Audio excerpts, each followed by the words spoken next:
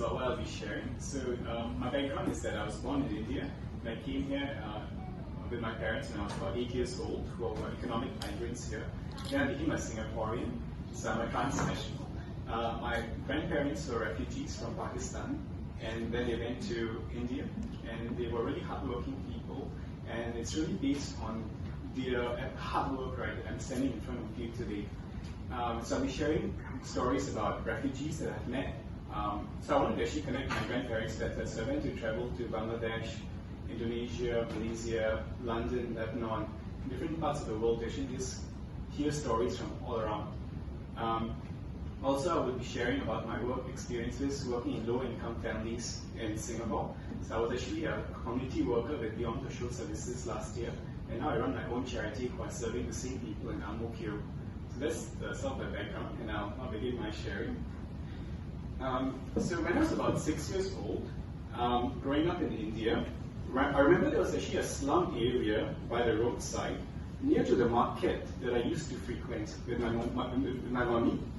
And while I was waiting for my mom to do her shopping, you know, kids not really interested in mom shopping, right? So just look around. So, and on some occasions, I used to look at the roadside, and I used to see a lot of kids actually climbing nearby trees or spinning abandoned car wheels, right? Because they were part of the slum area. And I found that there was something quite attractive about them because they were quite carefree, and they were fearless in a way, right? Because climbing trees, I mean, my parents would never let me climb trees, so I saw them, I was like, wow, it's amazing. So I quite liked that idea.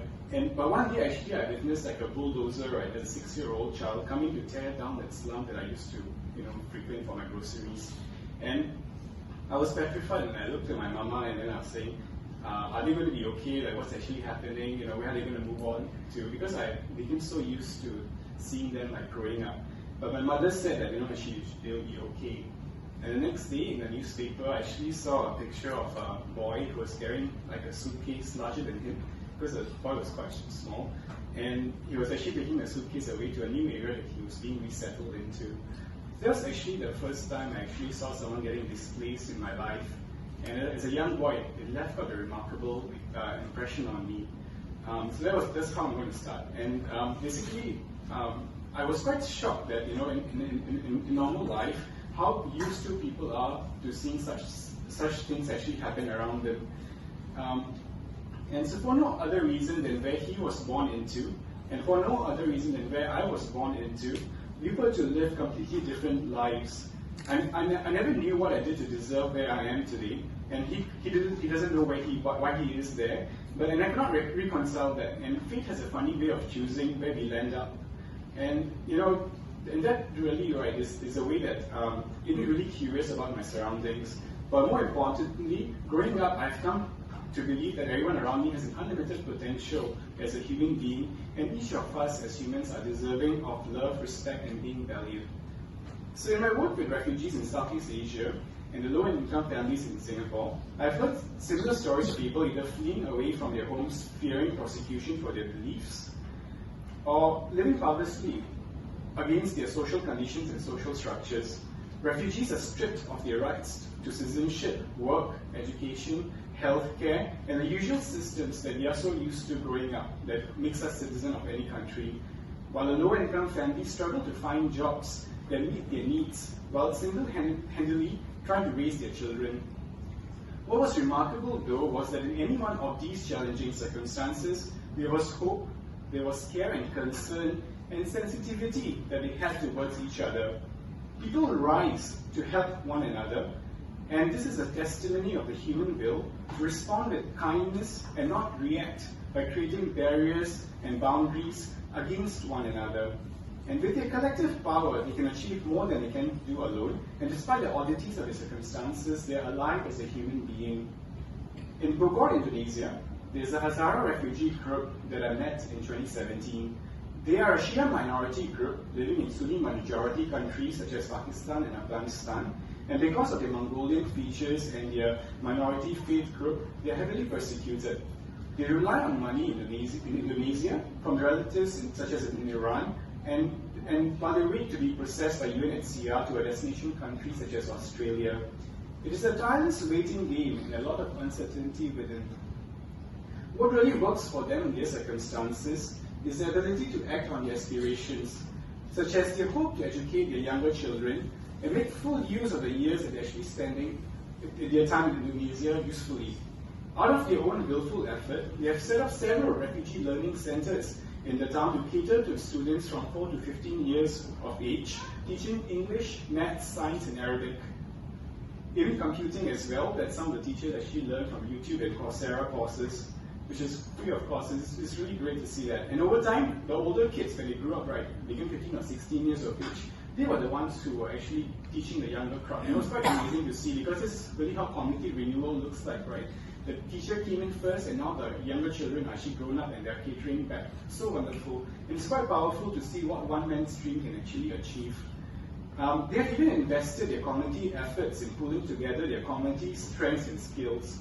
For example, there's a lady called Nina, who's my age, but she's actually an international karate champion from Pakistan.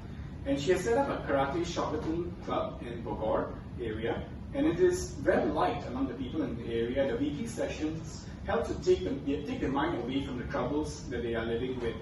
This, together with the daily get-togethers they have with families, such as with drinking tea, playing carom, and cards, and dancing to their favorite tunes on the tambura and hijak, which are Pakistani instruments, helps to make the social contact a lot stronger. This is the glue that binds them together and keeps your hope alive that one day that they will overcome. What I particularly enjoy about this narrative is their personal agency as a group. They are the ones who are creating the circumstances, who are creating the new community initiatives and are inviting foreigners through social media to either come and volunteer with them or even donate money.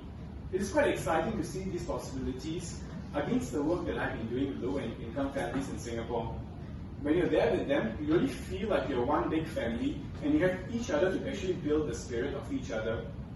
Within the Singapore, the children that I serve in lower-income families in Ang Mo Kio have really grown up beyond their ages. So I serve about 10 to 12 years of age, the age group.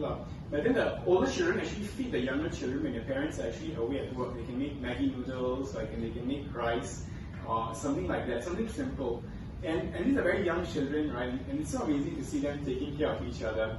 And one of them even called me late last night, not last night, it was some of the nights back, saying that her younger brother has even developed rashes. Has actually developed rashes on his leg, asking what they should do. There's no assumption here on my part that towards your sense of ownership of your circumstances and willingness to rise to that occasion. In Singapore, our social service system has three core beliefs: self-reliance, family as a first line of defense, and many helping hands. The expectation is for adults to take care of themselves when they have grown up, financially and emotionally. So as adults, you take care of yourselves, your money-wise, you take care of yourself. But when these adults are children that I'm serving now, what actually is happening is that, when corporates actually interact with them, they actually bring them to the zoo, give them whatever they want, and then, you really pamper them in a way. So there's an incongruence in the worldviews that, the larger society is dealing with the same kids who are going to become adults in the future. Like, what are we trying to get to, right? So one day I brought these very kids from Ang Mo Kio to Pulau Ubin last month to actually give out mooncakes to the seniors there. So I'm very involved in the Pulau Ubin community as well. And the elderly gave them like toys and freshly caught fish, stuffed fruits and cocoa back in region. But more importantly, they gave them their blessings. It was a real turnaround for the children who have always had things handed to them, and giving something back in return was a new muscle that they had to work, right? And later in the week, I even witnessed one of the kids giving food to a homeless person sleeping at a void deck bench. And this had a reverberating effect of change on the kids, something I hope to keep up in time to come. Now I would like to emphasize on how help is actually delivered. It is not just about delivering help from our point of view, but it is an exercise where we have to sit down, establish trust, safe space, and really listen to what the other person is actually trying to say. At the get-go, it is best if the help is being requested from the community itself, because then there are no assumptions on the effectiveness of the help. But if you're on our own and would like to help the other person from the love of our heart, we should keep in mind that, to develop this empathy-building step. So in January 2018, I met an asylum seeker outside the UNHCR office in Jakarta, Indonesia, who had been sleeping on the streets for quite some time. I inquired about his situation, and he said that the Indonesian people have been very kind to him, offering him a place to stay and food. However, it did not sit well with him that he's getting things for free, because back in Iran, where he's from, he was a tile maker. He's a very skilled person, and throughout his life, he lived his life very dignified. and suddenly being rendered helpless made him very uncomfortable, so he rejected all the help that was being given to him. And that actually made me think about the low-income families program as well, because I run this mother's support program in Ang Mo Kio, and I did this program really with the intention to give the mothers a space to relax from the daily schedules, which was from the observation that I have had for over a year.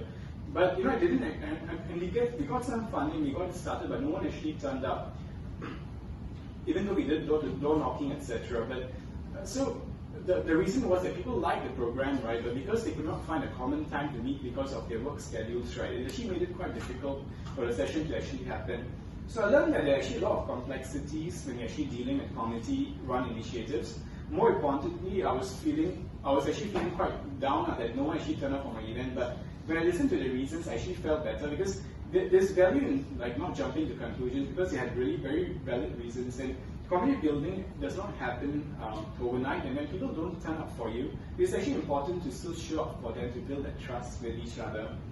In our society, many times when someone shares a situation, they refer to a particular organization or scheme in the hope that external services will magically solve their problems. But by doing so, we're sending a message that status quo is actually good enough, that we don't need any improvements to our systems. But instead of recommending expert-level solutions, right, how can we actually do this better? Could we actually enable people to respond in a way that they utilize their own competencies and social capital, by returning the problem back to the community so that they can appreciate the implications and strengthen their sense of agency together? One of my friends, who's a principal of Middleton School in Singapore, once related to me a story about her students. She said that each term she gives a certain amount of painting materials to her kids, and one day, after half a semester has gone by, half a term has gone by, the materials actually ran out. So the teacher came running to her and said, can you give me new art materials? But the principal said no. So she gave the problem back to the teacher, right? So the teacher took it back to the students, and something quite amazing happened. The students brought it back to their own parents, and one of the parents actually said, oh, my mother actually used to make colored dye from vegetables by grinding vegetables. So it was actually a beautiful process to see the whole community of students, teachers and parents coming together to make this a possibility.